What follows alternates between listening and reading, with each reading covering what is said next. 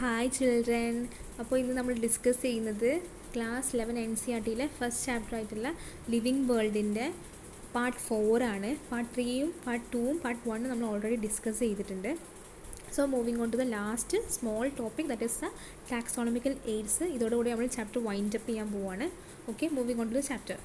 Taxonomic studies of various species of plants, animals, and other organisms are useful in agriculture, forestry, industry, and in general in knowing about the bioresources and the diversity. So, taxonomical studies ഒരുപാട് helpful ആണ്. പ്ലാന്റ്സിനെ ആനിമൽസിനെ categorise ചെയ്തിട്ടുണ്ട് അഗ്രികൾച്ചറിലും ഫോറസ്ട്രിയിലും ഇൻഡസ്ട്രിയിലൊക്കെ നമ്മൾ useful ആക്കാൻ പറ്റും. These studies would require correct classification and identification of the organism. Identification of organism requires intense laboratory and field studies. So ഇതിനൊക്കെ വേണ്ടിയിട്ട് നമ്മൾ ഏറ്റവും മെയിനായിട്ട് വേണ്ടതെന്ന് വെച്ചാൽ ആ ഓർഗാനിസംസിനെ സ്റ്റഡി ചെയ്യുക, ഐഡൻറ്റിഫൈ ചെയ്യുകയാണ്. ഐഡൻറ്റിഫിക്കേഷന് വേണ്ടിയിട്ട് ലബോറട്ടറി ഇൻറ്റൻസീവ് പ്രൊസീജിയേഴ്സും ഫീൽഡ് സ്റ്റഡീസൊക്കെ എന്തായാലും നിർബന്ധമാണ്. The collection of actual specimens of plant and animal species is essential and it is the prime source of taxonomical studies. So collection of species ആണ് മെയിനായിട്ട് ഇമ്പോർട്ടൻ്റ് ആയിട്ടുള്ള prime source of taxonomical studies എന്ന് പറയുന്നത്. These are also fundamental to studies and essential for training in systematics. അപ്പോൾ ഇതെന്ന് പറയുന്നത് സ്റ്റഡീസിന് ഫണ്ടമെൻ്റലാണ്, അതുപോലെ തന്നെ സിസ്റ്റമാറ്റിക്സിൽ ട്രെയിനിങ്ങിനും ഏറ്റവും ഇമ്പോർട്ടൻ്റ് ആണ്. എന്ത് കളക്ഷൻ ഓഫ് സ്പീഷീസ് എന്ന് പറയുന്നത് വലിയൊരു കാറ്റഗറിയാണ്, ഇമ്പോർട്ടൻ്റ് ആയിട്ടുള്ള പോയിൻ്റാണിത്. Collection of actual specimens of plant and animal species is essential and it is a prime source of taxonomic studies. These are also fundamental to the studies and essential for the training in the systematics. So moving on to the various taxonomical aids. First നമ്മൾ discuss ചെയ്യാൻ പോകുന്നത് herbarium ആണ്. So Herbarium is a storehouse of collected plant species that are dried, pressed and preserved on sheets. So herbarium എന്ന് പറയുമ്പോൾ plant species ഒക്കെ എന്ന് വെച്ചാൽ പ്ലാന്റാണ് മെയിനായിട്ട് ഇത് ഫോക്കസ് ചെയ്യുന്നത്. ഒക്കെ ഡ്രൈ ചെയ്ത് കണ്ട് പ്രസ് ചെയ്ത് കണ്ട് പ്രിസർവ് ചെയ്യും ഈ ഓരോ ഷീറ്റ്സിനകത്ത്. Further these sheets are arranged according to the universally accepted system of classification. പിന്നെ ഈ ഡ്രൈ ചെയ്ത സ്പീഷീസിനൊക്കെ ഷീറ്റിലേക്ക് ഒട്ടിച്ചതിന് ശേഷം അവർ യൂണിവേഴ്സലി അക്സെപ്റ്റഡ് ആയിട്ടുള്ള രീതിയിൽ അതിനെ അറേഞ്ച് ചെയ്യും. These specimen along with the descriptions on herbarium sheets become A store house or A repository for future use.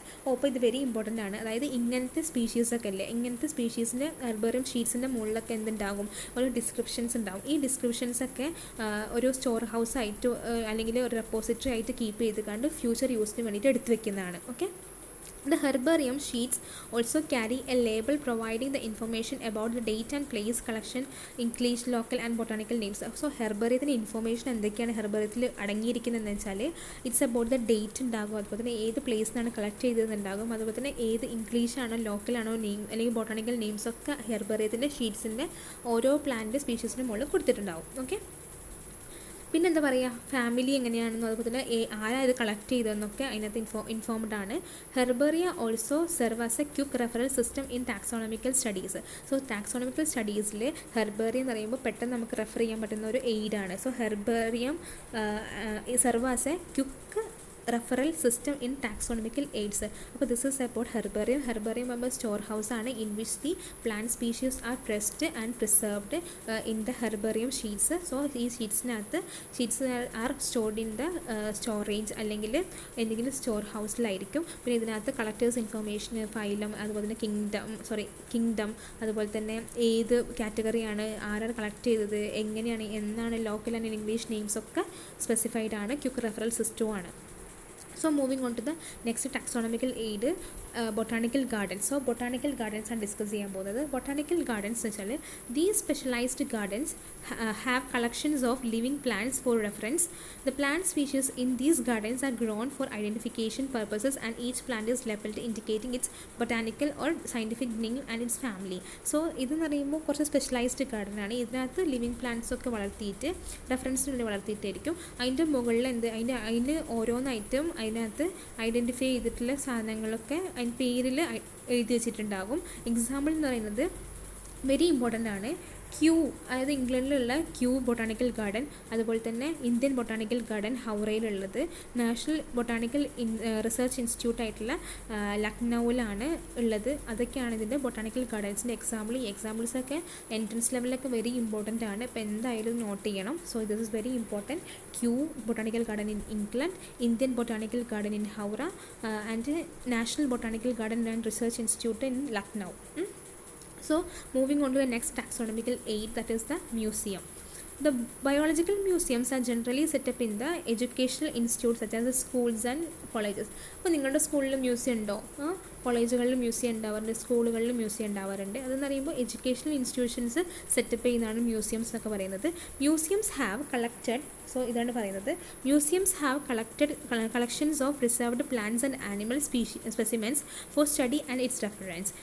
Specimens are preserved in the containers or jars in the preservative solutions. Plants and animal specimens may also be preserved as a dry specimens. Insects are preserved in insect boxes after collecting, killing and pinning. Okay.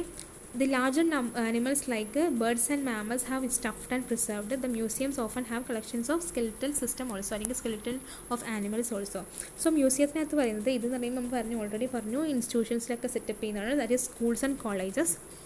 പിന്നെ വേറെ കാര്യം എന്ന് വെച്ചാൽ ഇതിനകത്ത് ഒരുപാട് animals and plant species റെഫറൻസിന് വേണ്ടിയിട്ട് എടുത്ത് വെച്ചിട്ടുണ്ട്. സ്പെസിമെൻസ് കൂടുതലും പ്രിസർവ് ചെയ്തിട്ടുള്ളത് എന്ന് പറയുമ്പോൾ ജാർസിലും അതുപോലെ തന്നെ പ്രിസർവേറ്റീവ് ഒക്കെ, അതായത് നമുക്കറിയാം അപ്പോൾ നമ്മൾ മനുഷ്യ ശരീരമൊക്കെ ഇങ്ങനെ പ്രിസർവേറ്റീവ് അല്ലെങ്കിൽ ഏത് പ്രിസർവേഷൻ അധികം ഫോർമാലിൻ പോലത്തെ പ്രിസർവേറ്റീവിൽ ഇട്ട് വെച്ചിട്ടാണ് ഇത് പ്രിസർവ് ചെയ്യുന്നത് ഈ ലബോറട്ടറീസിലൊക്കെ. പ്ലാന്റിന് ആനിമൽ സ്പീഷീസൊക്കെ ചിലപ്പോൾ ഡ്രൈഡ് ഫോം അവർ പ്രിസർവ് ചെയ്യാറുണ്ട്. ഇൻ കേസ് ഇൻസെക്ട്സ് ഒക്കെ ആണെങ്കിൽ അവരെ കളക്ട് ചെയ്ത് കണ്ട് കൊന്നിട്ട് പിൻ ചെയ്തിട്ടാണ് വെക്കാറ്. ലാർജ് ആനിമൽസ് ആണെങ്കിൽ അവരെന്ന് വെച്ചാൽ യൂഷ്വലി അവരെ സ്റ്റഫ് ചെയ്ത് കണ്ട് പ്രിസർവ് ചെയ്യലാണ് പതിവ്. So museums often have collected skeletons of animals too. മ്യൂസിയംസിനകത്ത് ആനിമൽസിൻ്റെ സ്കെലറ്റൻ കൂടി പ്രിസർവ് ചെയ്ത് വെച്ചിട്ടുണ്ട്. സോ മ്യൂസിയം എന്ന് പറയുമ്പോൾ വൈഡ് റേഞ്ച് ഓഫ് കളക്ഷൻസ് ഉണ്ട് അല്ലേ. So moving on to the next, that is the zoological പാർക്കാണ് അടുത്ത ടാക്സോണമിക്കൽ എയ്ഡ് എന്ന് പറയുന്നത്. These are the places where wild animals are kept in protected environments and under human care, and which enables us to learn about their food habitats and behavior. So zoological park എന്ന് പറയുന്നത് നമ്മുടെ സൂ ഒക്കെ പോലെ, അതായത് അവരുടെ എൻവയോൺമെൻറ്റിൻ്റെ protected എൻവയോൺമെൻറ്റിൽ അവരെ താമസിപ്പിച്ചിട്ട്, അതായത് പിന്നെ നമുക്ക് അതിൻ്റെ ഫുഡ് അതുപോലെ നേച്ചർ ഹാബിറ്റാറ്റൊക്കെ പെട്ടെന്ന് മനസ്സിലാക്കാൻ വേണ്ടിയിട്ട് നമ്മൾ ഹെൽപ്പ് ചെയ്യുന്നുണ്ട്. All animals in the zoo are provided as far as possible the condition similar to that of the natural habitats. So most of the സൂസിലും എന്താണെന്ന് വെച്ചാൽ അവരുടെ നാച്ചുറൽ ഹാബിറ്റാറ്റ്സിൻ്റെ സിമിലർ കണ്ടീഷൻസ് പ്രൊവൈഡ് ചെയ്തിട്ടാണ് അവരെ വളർത്തിയിട്ടുണ്ടാവുക. സോ നമുക്ക് എല്ലാവർക്കും അറിയാം ചിൽഡ്രൻസിനൊക്കെ ഇഷ്ടമാണ് സൂവിലൊക്കെ പോകാൻ വേണ്ടിയിട്ട്.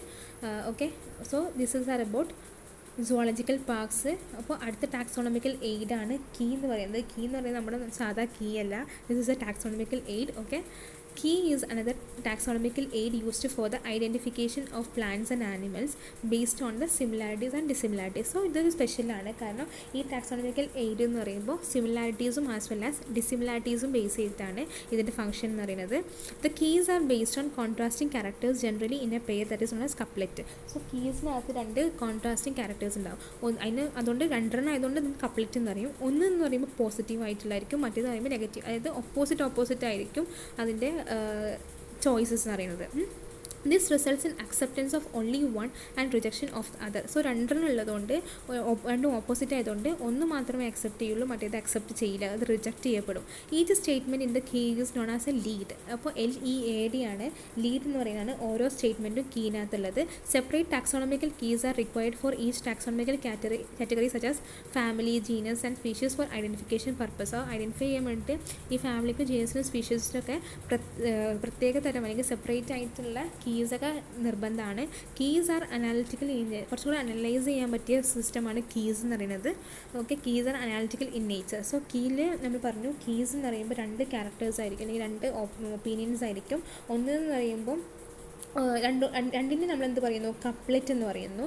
അപ്പോൾ these are opposite each other. അപ്പോൾ അവസാനം ചർച്ചകൾക്ക് ശേഷം നമ്മൾ ഒന്ന് മാത്രം സെലക്ട് ചെയ്തിട്ട് മറ്റേത് നമ്മൾ എന്ത് ചെയ്യുന്നത് വെച്ചാൽ റിജക്റ്റ് ചെയ്യപ്പെടും. ഓരോ സ്റ്റേറ്റ്മെൻറ്റിനും കീസിനകത്തുള്ള ഓരോ സ്റ്റേറ്റ്മെൻറ്റിനും നമ്മൾ എന്ത് പറയുന്നു, it is known as lead എന്ന് പറയുന്നു. ഓക്കെ, സോ നെക്സ്റ്റ് ഫൈനലായിട്ട് കൺക്ലൂഷൻ പറയുകയാണ്. Flora, manuals, monographs, catalogues are some other means of recording description. So വേറെ ഡിസ്ക്രിപ്ഷൻ റെക്കോർഡ് ചെയ്യാൻ പറ്റിയ വേറെ ഈ ടാക്സോണമിക്കൽ എയ്ഡ്സ് കൂടാതെ ഫ്ലോറ ഉണ്ട്, മാനുവൽസ് ഉണ്ട്, മോണോഗ്രാഫ്സ് ഉണ്ട്, കാറ്റലോഗ്സ് ഒക്കെ ഉണ്ട്. They also help in the correct identification. അവരും ഇതിൻ്റെ കറക്റ്റ് ഐഡൻറ്റിഫിക്കേഷന് വേണ്ടി ഹെൽപ്പ് ചെയ്യുന്നുണ്ട്.